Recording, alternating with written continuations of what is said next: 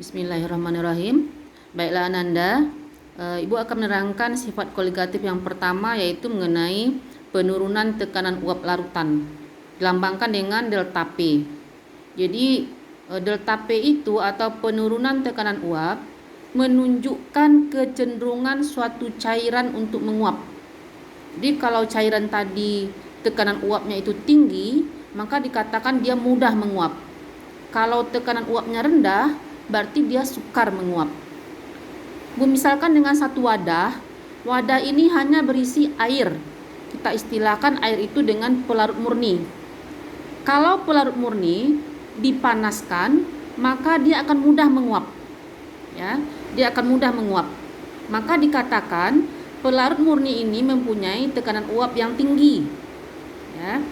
Pelarut murni kita istilahkan dia dengan P0. Kita lambangkan dia dengan P0. Di P0 itu adalah tekanan uap pelarut murni. Bagaimana kalau dalam satu wadah yang lain ada air, kita masukkan gula sekarang, berarti dia menjadi larutan gula. Ya. Kalau sudah ada gula di dalamnya, maka gula ini akan menghambat terjadinya penguapan air, Maka dikatakan larutan gula ini mempunyai tekanan uap yang rendah, atau kemampuan menguapnya itu rendah, atau dia dikatakan sukar menguap. Kalau larutan, maka dia mempunyai yang namanya P. P itu adalah tekanan uap larutan. Kita bandingkan dengan yang tadi, P0, tekanan uap pelarut murni kan lebih tinggi ya dibandingkan dengan tekanan uap larutan. Maka di sini terjadi penurunan, terjadi yang namanya delta P, yaitu kita lambangkan dengan delta P ini, atau kita rumuskan dengan delta P sama dengan P0 dikurang P.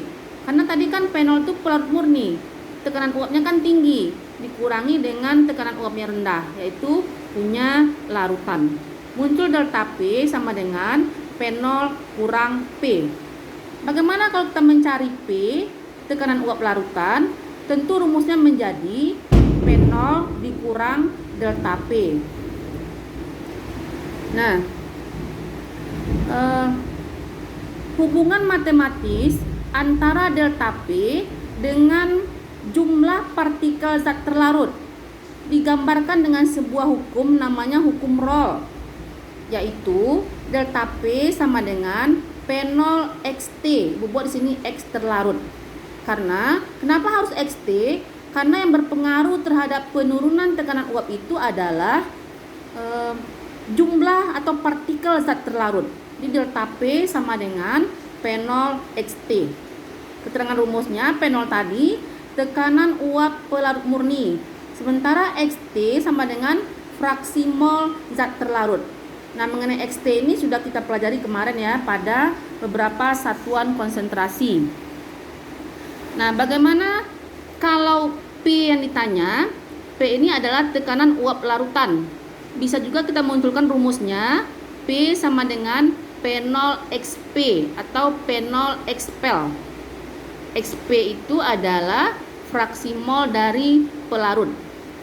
Memberikan sebuah contoh soal, tekanan uap jenuh air pada suhu 25 derajat Celcius adalah 23,76 mm Hg. Jika ke dalam larutan, jika ke dalam 90 gram air, MR-nya 18, dilarutkan 18 gram gula, dilarutkan 18 gram glukosa, MR-nya 180. Penurunan tekanan uap larutan adalah sama dengan petunjuk Ibu. Kita mulai dengan membuat yang diketahui. Dulu. P0, tekanan uap jenuh air pada suhu 25 derajat Celcius adalah 23,76. Berarti yang 23,76 ini adalah P0-nya.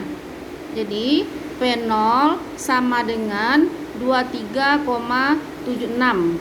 Kemudian di sini ada jika ke dalam 90 gram air, berarti massa airnya sama dengan 90 gram. Kemudian ada MR air sama dengan 18. Dilarutkan 18 gram glukosa, berarti massa glukosa. Massa glukosa sama dengan 18 gram. Mr glukosa. Mr glukosa sama dengan 180. Yang ditanya adalah penurunan tekanan uap, berarti ditanya delta P.